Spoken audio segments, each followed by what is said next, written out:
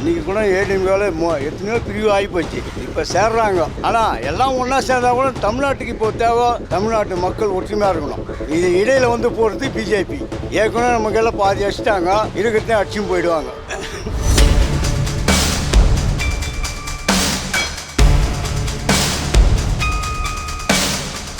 ராஜீவ்காந்தி வரும்போது சொன்னார், தமிழகம் முழுவதும் நான் சுற்றுப்பயணம் பண்ணிட்டேன்.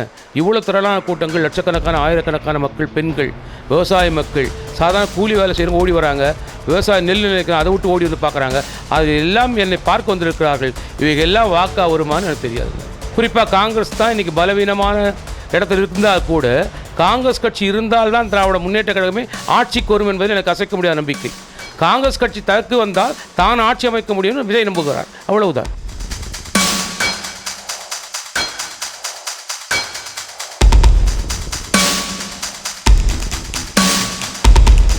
மாணவ செல்வங்கள், பிஞ்சு குழந்தைகள், அவர்களுடைய கல்விக்கான நிதியை கூட மோடி தரலை. எந்த சூழ்நிலையிலும் உன்னுடைய 2500 கோடி தரலைன்னா எனக்கு என்ன போச்சு, 10,000 கோடி நீ தரலைன்னா கூட எங்களுடைய பிள்ளை செல்வங்களை நான் பார்த்துப்பேன், அதற்கானதை நான் செய்வேன் என்று இன்றைக்கி வந்து தமிழகத்தை இந்தியாவே திரும்பி பார்க்கக்கூடிய ஒரு கட்டமைப்பில் தளபதி மு.க. ஸ்டாலின் உருவாக்கி கொண்டிருக்கிறார்.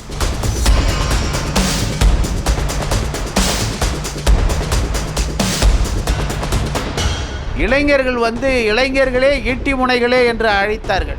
அந்த இளைஞர்கள் சக்தியை விஜய் பாழடிக்கிறார்.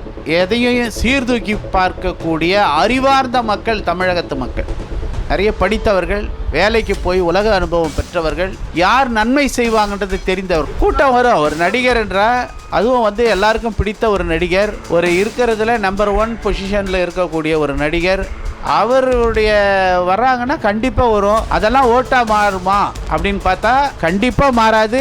அதற்கு உதாரணம் கமலஹாசனே சொல்கிறார், நான் கூட போனேன், பெருந்திரள் கூட்டம் வந்தது, ஆனால் அதெல்லாம் ஓட்டாக மாறலை, அதுக்கு நான் தான் எக்ஸாம்பிள், சான்று நான் தான்.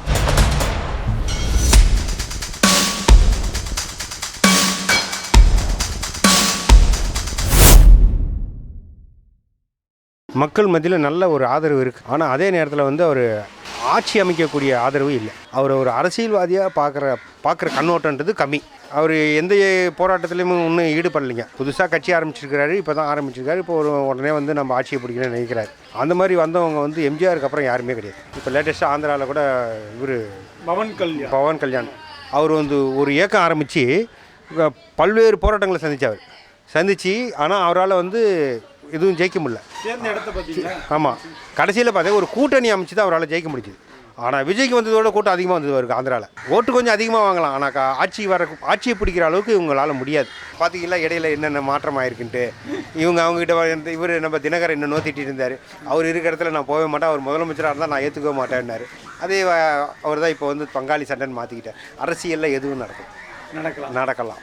ஒட்டுமொத்தமாக 2026 விஜய்க்கு பெரிய பலன் கொடுக்காதுன்னு நினைக்கிறேன். வாய்ப்பு இல்லை, ஆட்சி அமைக்கிற அளவுக்கு வாய்ப்பு இல்லை. எதிர்க்கட்சியாக வர்றது கூட வாய்ப்பு இல்லை. மோடியினுடைய தலையீடு இல்லாத மு.க. ஸ்டாலின் முதல்வராக இருக்கிறார் என்று அசைக்க முடியாத அச்சாணி தான் தமிழ் என்று காத்து கொண்டிருக்கிறது என்பது என்னுடைய தனிப்பட்ட கருத்து. நடிகர் விஜய் அவர் எதை நம்பி அரசியல் வந்தார்? ஒரு படத்துக்கு 200 கோடிக்கு மேலே வாங்குகிற ஒரே நடிகர் விஜய். இன்னைக்கு டாப் மோஸ்ட் லீடராக வரணும்னு அவர் ஆசைப்படுறார். இன்னைக்கு திராவிட முன்னேற்ற கழகம் இந்த தேர்தல் காலத்தில் தலைமை பொறுப்பை இருக்குது. அனைத்து இந்திய அண்ணா திராவிட முன்னேற்ற கழகம் ஒரு தலைமை இருக்கிறது. இந்த 2 கட்சிகள் தான் பிரதான கட்சிகள். இந்த கட்சிகளுக்கு பின்னாலே எத்தனை கட்சிகள் இருக்கிறது, எத்தனை வாக்கு வங்கிகள் பெறுவார்கள் என்பதை வைத்துத்தான் தேர்தலில் முடிவு வருமே தவிர நடிகர் விஜய் என்கிற தனிப்பட்ட மனிதனுக்கு தமிழகம் முழுவதும் வாக்கு வரும் என்ற நம்பிக்கை எனக்கு இல்லை. வாக்கு வரும், ஆனால் தலைமை பீடத்தை பிடிக்கிற அளவுக்கு வாக்கு வராது. இன்னைக்கு நடிகர் விஜய் பண்றாருன்னு சொல்றாங்க, சூர்யா பண்ணலையா, நடிகர் கார்த்திக் பண்ணலையா, சாதாரண ஒரு பையன் பாலான்னு ஒரு தம்பி நாடகத்தில் நடிக்கிறான். அவன் எப்படி இருந்தான், இன்னைக்கு என்ன பண்ணுறான்? நடிப்பதற்கு முன்னால் கொடுத்து கொண்டிருக்கிறான். பணம் படைத்த எல்லோரும் கொடுத்து கொண்டிருக்கிறார்கள். கம்பேரிசன் பண்ணும்போது திமுக என்கிற கட்சியின் பின்னால் இருக்கின்ற கூட்டணி அதிகம். குறிப்பாக காங்கிரஸ் தான் இன்னைக்கு பலவீனமான இடத்தில் இருந்தால் கூட காங்கிரஸ் கட்சி இருந்தால்தான் திராவிட முன்னேற்ற கழகமே ஆட்சிக்கு வரும் என்பதில் எனக்கு அசைக்க முடியாத நம்பிக்கை. காங்கிரஸ் கட்சி தனக்கு வந்தால் தான் ஆட்சி அமைக்க முடியும்னு விஜய் நம்புகிறார். அவ்வளவுதான். இப்போ யார் பலம்? நீங்கள் வந்து 8 ஓட்டு வைக்கலாம், ஒருத்தர் 8 ஓட்டு வைக்கலாம். அந்த 9வது ஒரு ஓட்டு காங்கிரஸ் ஓட்டு. அந்த ஒரு ஓட்டு வந்தால் தான் ஆட்சி போயிடும். அப்போ அந்த ஆட்சி படத்தை நோக்கி யார் இருக்கிறார்களோ அங்கே இருப்பார்கள். ஆனால் தமிழகத்தை பொறுத்த மட்டில் காங்கிரஸ் கட்சியோடு திராவிட முன்னேற்ற கழகம் இணைந்தே இருக்கிறது என்பதை அசைக்க முடியாத நம்பிக்கை எனக்கு. ராஜீவ்காந்தி வரும்போது சொன்னார், தமிழகம் முழுவதும் நான் சுற்றுப்பயணம் பண்ணிட்டேன், இவ்வளோ திரளான கூட்டங்கள், லட்சக்கணக்கான ஆயிரக்கணக்கான மக்கள், பெண்கள், விவசாய மக்கள், சாதாரண கூலி வேலை செய்யணும் ஓடி வராங்க, விவசாய நெல் நிலைக்கிறாங்க, அதை விட்டு ஓடி வந்து பார்க்குறாங்க, அது எல்லாம் என்னை பார்க்க வந்திருக்கிறார்கள், இவைகள் எல்லாம் வாக்கா வருமானு எனக்கு தெரியாது. ஒரு கவர்ச்சி நடிகை இங்கே வராங்க வச்சுக்குவோம், ஜனவராதா.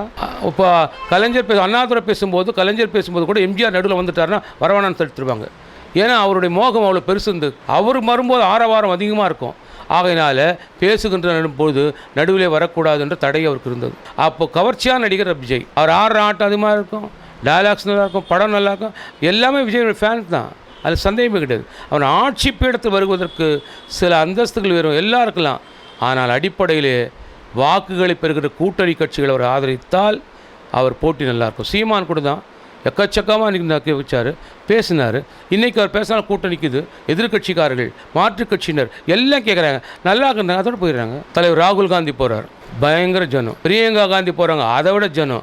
ஒரு சிறுபான்மை பிரிவினுடைய தலைவர் போகிறார், அது அதை விட ஜனம். அந்த முதலமைச்சர் கேண்டிடேட் நிற்கிறார், பயங்கர ஜனம். எங்கே பார்த்தா லட்சக்கணக்கான மக்கள். வாக்கு எங்கே போச்சு சார்? நீங்கள் பெட்டியில் போகிறீங்க சார், பெட்டி ஒன்று போடுதான்னு தெரியலையே. நீங்கள் எதை வச்சு சொல்கிறீங்க நான் ஆட்சிக்கு வந்துட முடியும்னு சொல்லிட்டு? டிக்ளரேஷன் எங்கே இருக்குது? பீகாரில் இந்த ஆட்சி வந்து எதிர்பார்த்தாங்களா? உலகம் ஃபுல்லாக பத்திரிகை என்ன எழுதுனாங்க? 5 சீட்டு வர மாட்டாங்கன்னு சொல்லி எழுதுகிற பத்திரிகைலாம் உண்டு. நிதிஷ்குமார் அரசியல்கிட்ட போயிடுவான்னு சொன்னாங்க, அவர் அத்தமுறை வந்துட்டார். ஏன்னா கடைசி நாள், கடைசி வீக்கு 10,000 ரூபா பர் ஹெட்னு உள்ளே போகுது. மனம் மாறிடுச்சு.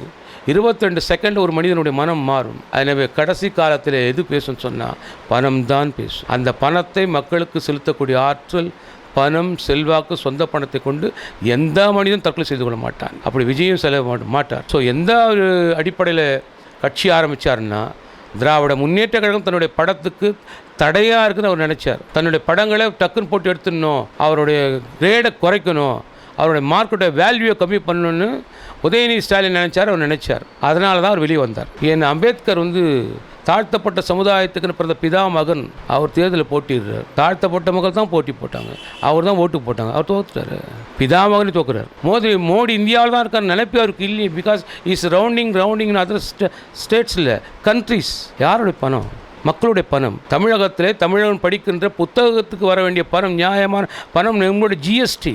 அதை தரலையே சார். நீ ஜிஎஸ்டி வாங்க நோக்கம் என்ன? அப்பா கிட்ட பிள்ளையெல்லாம் சம்பாதிச்சு கொடுத்துட்றான். குடும்பத்துக்கு தேவையானதான் அப்பா டிக்ளரேஷன் பண்ண கொடுக்கணும். எப்பா நீ வச்சுக்க சொல்கிறத அவன் தகப்பன். நான் தரவே மாட்டேன், நான் சொல்கிற மொழி தான் நீ படிக்கணும். அப்படி யார் படிப்பா? நான் சொல்கிற கடவுள் தான் நீ வணங்கணும், யார் வணங்குவா? அப்படின்னு பார்த்தீங்கன்னா கிறிஸ்டியன்ஸ் திருவொற்றியூரில் எக்கச்சக்கமாக இருக்காங்க, இஸ்லாமியஸ் இருக்கிறாங்க. ஆனால் விஜய் கூட அவர் போன மாதிரி தெரியல. ஆனால் இளைஞர்கள் போகிறாங்க, பெண்கள் ஆதரிக்கிறாங்க, குழந்தைக்கு ஆதரிக்கிறது, அதில் சந்தேகமே கிடையாது. நடிகர் ராமராஜன் கூட பிரம்மாண்டமான படத்தை தந்தார், கரகாட்டக்காரர். உடனே என்ன சொல்லிட்டாங்க, நீங்கள் தான் முதலமைச்சர், கட்சியில் சேர்ந்துங்க ஆரம்பித்தாங்க. என்ன பண்ணாங்க? அவர் படமே இல்லாமல் போய் சார் என்ன சொல்கிற, விஜய் திறமைசாலி, அறிவாளி, வீரர், எல்லாம் ரைட், சரிங்களா? இதுவரை அவர் நடித்த படங்கள்ல அரசியலுக்கு வருவதற்கு முன்னால், அரசியலுக்கு வரேன்னு சொன்ன முதல் படமே ஜனநாயகமே காணுமே சார். அப்போ எப்படி தலைவனே தடுமாறி நிற்கிறான், தான் படத்தை ரிலீஸ் பண்ண முடியல, என்னை காப்பாற்றுவார் நம்ப முடியுமா? விஜய்க்கு வெற்றி வாய்ப்பெல்லாம் இல்லை. அவர் நடைமுறை சரியில்லை. அவர் படத்துலேயே சம்பாரித்து ஒன்றும் பப்ளிக் எதுக்கும் செய்ததில்லை. அரசியலுக்கு வந்து மட்டும் என்ன செய்ய போகிறார்? அதனால் அவருடைய செயல்பாடு சரியில்லை. அதெல்லாம் சும்மா பேசுவாங்க. கூட்டத்தை பார்த்தோ இல்லை ரசிகர் பார்த்தோ ஓட்டு போட்டுலாம் அவர் வர முடியாது. கூட்டம் வரலாங்க, எல்லாருக்குமே கூட்டம் வரலாம். நடிகர்ன்றதால கூட்டம் வரலாம், அவ்வளோதான். அவருக்கு ஓட்டு போடணுன்றதால இலசுகளாக போட்டு வர்றதுக்கு வாய்ப்பில்லை. அது அதிமுக ஏடிமுக வந்தால், பிஜேபி வந்தால் நல்லாயிருக்கும். ஏன்னா பிஜேபியில் இப்போ கொஞ்சம் நல்லா இருக்குது, வெற்றி வாய்ப்பு நல்லபடியாக இருக்குது. ஏன்னா பிரதமர் நல்லா இருக்கார், வெளி உலகத்துக்கு எல்லாத்துக்கும் நல்லது செய்துட்டு இருக்காரு. அதனால் அவருடைய வெற்றி வாய்ப்பு நல்லா இருக்கு. விஜய்க்கு பலன் பார்த்தாக்கா இப்போ எல்லாமே அவருக்கு அகேன்ஸ்டாக தானே நடந்துகிட்டு இருக்கு. நீங்கள் சொல்லுங்கள், 2026 விஜய்க்கான வெற்றி வாய்ப்பு எப்படி இருக்குது? விஜய்க்கான வெற்றி வாய்ப்புன்னு நம்ம இன்னைய சூழ்நிலையில் சினிமாவை வச்சு தான் இப்போ அவருக்கு வந்துன்னுக்குது. இது வரையும் எம்ஜிஆர் மாதிரி, விஜயகாந்த் மாதிரிலாம் ஆரம்பத்துலேருந்து மக்களுக்கோசம் சேவை செய்து வரல. இன்னும் வளர்ச்சி அடைகிற பக்கம் வரல அவருக்கு. ஆனால் அது அவசரப்பட்டார். ஆனால் மக்கள் தான் அதுக்கு தீர்ப்பு. திமுகவை பொறுத்தவரையும் வனவாச வாழ்க்கைலாம் வாழ்ந்து வெற்றி நடை போட்டு வந்தது. ஆனால் தோத்தாலும் அது எழுந்து நிற்கக்கூடிய தகுதி திமுக உண்டு. அவங்க ஓட்டு அவங்களுக்கு தான் விழும். இன்றைக்கி கூட ஏடிஎம்காவில் எத்தனையோ பிரிவு ஆகிப்போச்சு, இப்போ சேர்றாங்க. ஆனால் எல்லாம் ஒன்றா சேர்ந்தால் கூட தமிழ்நாட்டுக்கு இப்போ தேவை தமிழ்நாட்டு மக்கள் ஒற்றுமையாக இருக்கணும். இது இடையில் போகிறது பிஜேபி. ஏற்கனவே நமக்கெல்லாம் பாதி அடிச்சிட்டாங்க, இருக்கிறதே அடிச்சும் போயிடுவாங்க. மக்கள் வந்து பெண்களுக்கோசம் இப்போ நிறையா திமுக வந்து இலவச பஸ்லாம் விட்டுக்குது. அவங்க போகிறாங்க, இந்த 200 கூலி வாங்கினா கூட இன்றைக்கி இலவசமாக பஸ்லேயே போகிறாங்க வராங்க.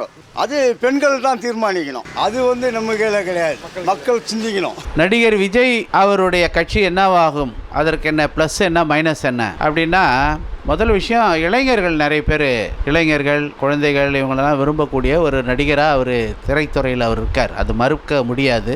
ஆனால் அந்த இளைஞர்கள் வந்து ஒரு பெரிய சக்தி. அண்ணல் காந்தியடிகள் வந்து சிறைச்சாலைக்கு மணவரைக்கு செல்லுகின்ற மாப்பிள்ளை போல வாங்க என்று அவர் அழைத்தார், இளைஞர்களை அழைத்தார். இளைஞர்களை வைத்து தான் விடுதலை போர தொடங்கினார். திமுகவை தொடங்கிய பேரறிஞர் அண்ணா நாடாளுமன்றத்தில் பண்டித நேரு கிட்ட பேசும்போது, சாலையோரத்தில் வேலையற்றதுகள் நெஞ்சிலே விபரீத எண்ணங்கள் வேந்தே இது காலத்தின் குறின்னு சொல்லி சாலையோரத்தில் வேலையில்லாத இருக்கிற இளைஞர்களை திரட்டி இந்த இயக்கத்தை நடத்தி இந்தியாவிலே ஒரு மாநில கட்சியை ஆட்சியில் அமர்த்தினார். இளைஞர்கள் வந்து இளைஞர்களே ஈட்டி முனைகளே என்று அழைத்தார்கள். அந்த இளைஞர்கள் சக்தியை விஜய் பாழடிக்கிறார். எதையும் சீர்தூக்கி பார்க்கக்கூடிய அறிவார்ந்த மக்கள் தமிழகத்து மக்கள், நிறைய படித்தவர்கள், வேலைக்கு போய் உலக அனுபவம் பெற்றவர்கள், யார் நன்மை செய்வாங்கன்றது தெரிந்தவர்கள். ஒரு டம்ளர் தண்ணி உங்களுக்கு நான் கொடுத்தாலும் அதை தொண்டையில் நினைக்குதோ இல்லை நெஞ்சத்தில் நினைக்கக்கூடிய நன்றி உணர்வு மிக்கவர்கள். தமிழர்கள் எதற்கு ஃபேமஸ் தெரியுமா? ஒன்று விருந்தோம்பல், வந்தவங்களை வாங்கன்னு சொல்கிறது. ரெண்டாவது செய்த நன்றியை மறக்காதவர்கள். தமிழகத்தை இன்றைக்கி 10 ஆண்டுகள் அதிமுக ஆட்சி அவலத்திலிருந்து துடைத்து தளபதி மு.க. ஸ்டாலின் அவர்கள் திராவிட மாடல் ஆட்சியில் இளைஞர்களுக்கு, இளம் பெண்களுக்கு, கல்லூரியில் படிக்கிறவர்களுக்கு 20 லட்சம் லேப்டாப் கொடுத்துருக்காரு. இந்த லேப்டாப்பு எத்தனை ஆண்டுகள் நிறுத்தப்பட்டது, அதை இன்றைக்கி எல்லாருக்கும் கொடுத்துருக்காரு. அந்த லேப்டாப்லேயும் நவீன வசதிகளுடையதை கொடுத்துருக்கார். ஏழை பிள்ளைகள், ஏழை குடும்பத்திலிருந்து வந்து படிக்கக்கூடிய அரசு கல்லூரியில் படிக்கக்கூடிய பிள்ளைகளுக்கு அவங்க வந்து மறந்துடுவாங்கன்னு நீங்கள் நினைக்கிறதே தவறு. கூட்டம் வரும். ஒரு நடிகர் என்றால் அதுவும் வந்து எல்லாருக்கும் பிடித்த ஒரு நடிகர், ஒரு இருக்கிறதுல நம்பர் 1 பொசிஷனில் இருக்கக்கூடிய ஒரு நடிகர், அவருடைய வர்றாங்கன்னா கண்டிப்பாக வரும். அதெல்லாம் ஓட்டாக மாறுமா அப்படின்னு பார்த்தா கண்டிப்பாக மாறாது. அதற்கு உதாரணம் கமலஹாசனே சொல்கிறார். நான் கூட போனேன், பெருந்திரள் கூட்டம் வந்தது, ஆனால் அதெல்லாம் ஓட்டாக மாறல, அதுக்கு நான் தான் எக்ஸாம்பிள், சான்று நான் தான் அப்படின்னு நடிகர் கமலஹாசன். திமுகவை வந்து எல்லாம் பொய்மான் தான். பொய்மான் கிட்ட சீதை ஏமாந்து ராமனை ஏமாந்த கதை மாதிரி தான் இந்த நடிகருடைய கூட்டம்ன்றது ஒரு பொய்மான். அது மாரீசன் என்ற மாயமான். அது பின்னாடி போனால் சரியாக வராது. அது ஒரு கற்பனை குதிரை.